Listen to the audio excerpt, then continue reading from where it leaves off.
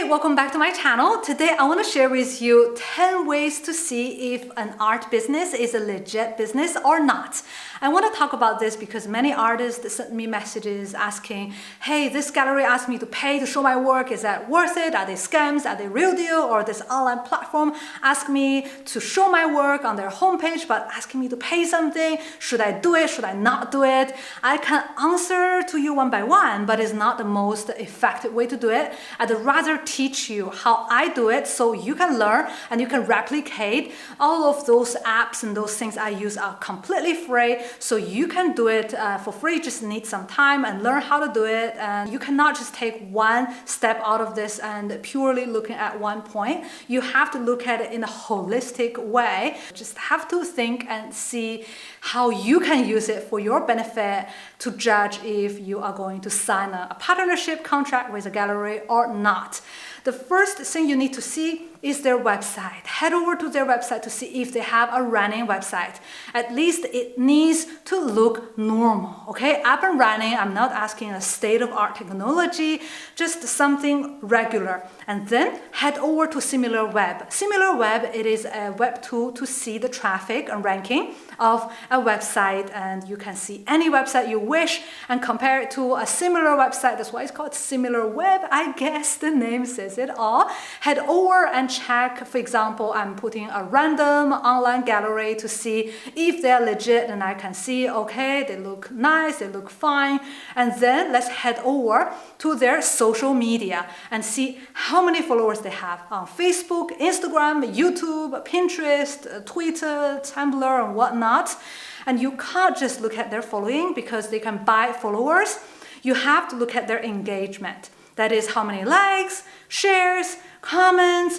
Are those comments very thoughtful? Do they look real? And if they are quality? And you just need to take a little time to dig a little deeper. And number 3, let's head over to the Google Map to see their business address. If they claim to be in Washington, D.C., and then putting this address, at least you should see the storefront or the building to see if this building exists or not. I think that's quite obvious, and you can use Google Map for free for that, and you can also hire someone or ask a friend to check for you physically, but right now during the confinement, it's a little difficult, so at least you can see on Google if they exist or not. Number 4, let's head over to the LinkedIn and check each of their team member. Maybe start from the CEO, then go to the CMO, go to the CIO, go to the CTO, go to the COO. You get my idea, right? Just go to see the founders and the important team members to see if they have LinkedIn, and check the interactions, the education, the background of each team member, so you see if they are real people or not. I don't think scammers are that attention to detail, are that hardworking that they have to fake 10 team members' profiles and have 500 contacts each and constantly putting out professional information on their feed. I don't think they're that good. Even today, I don't think they're that good. So check their LinkedIn. Number 5, go to your favorite job listing site. Maybe it is Monster, maybe it is a different site like LinkedIn, and see if this company is hiring or maybe have recruited before. Maybe this company is not hiring right now. Maybe they have recruited before, so you check, maybe Google the history of some publications so you can see if they're growing, because normally a growing business would likely to recruit more people to accommodate their business to expand internationally. That is totally normal. But also if they are a family business or a small business, it's also normal that they don't have a lot of recruitment or never recruited before. Like our project, we have never hired someone publicly. We just work with people we know.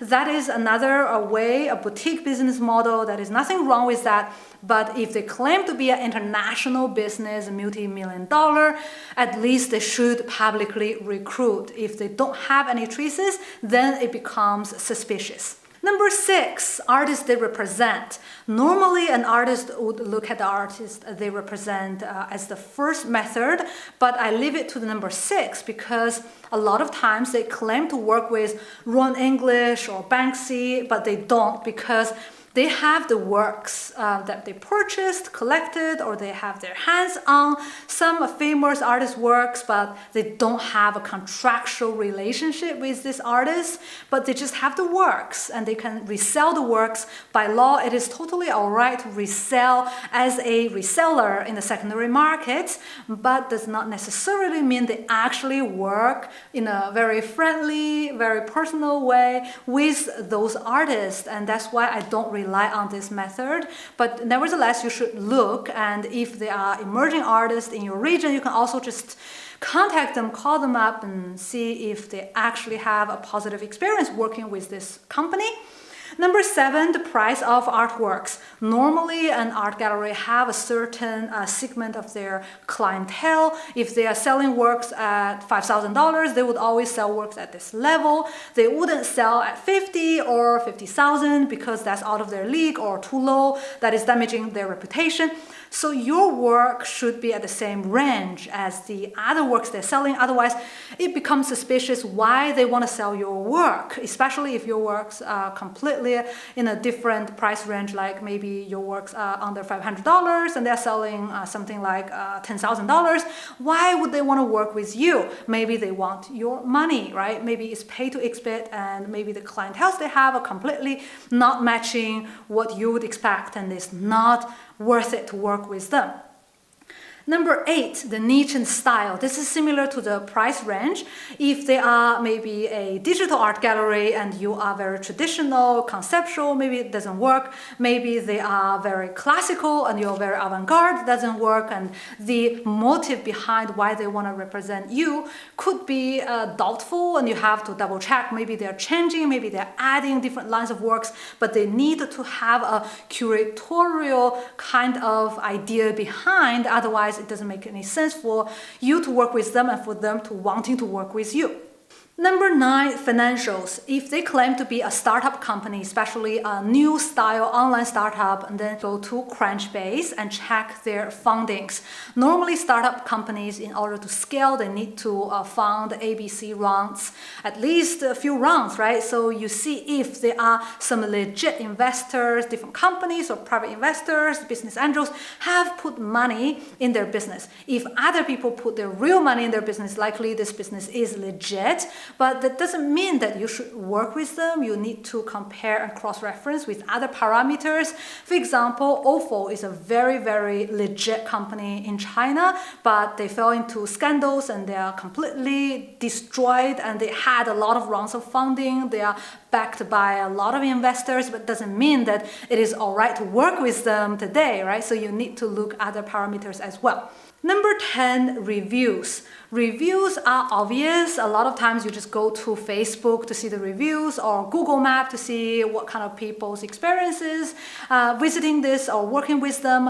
But you need to look at other places when they're not really obvious, because the obvious places likely is flooded by the biased reviews that they would ask their friends and family and contacts to review them positively or positively. A lot of times they overlook certain areas. For example, Glassdoor. Glassdoor is a place where employees review their previous or current employers and tell their salary and their work experience, how friendly their colleagues or their superiors are, and then you can see their experience. Even a negative review would give you some insights. Maybe they say, oh, a lot of over hours, we have to work a lot, and it's not so fair. But then you see, okay, this company are working very hard towards promoting their artists, and maybe it's a good thing for you as a collaborator, not necessarily as an employee.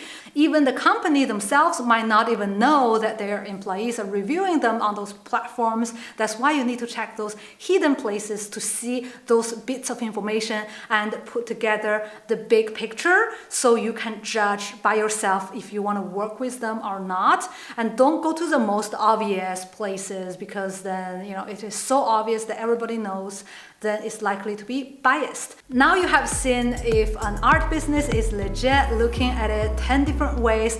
Let me know what you think. If you have doubts and you want me to review a place or online platform, leave me a comment below.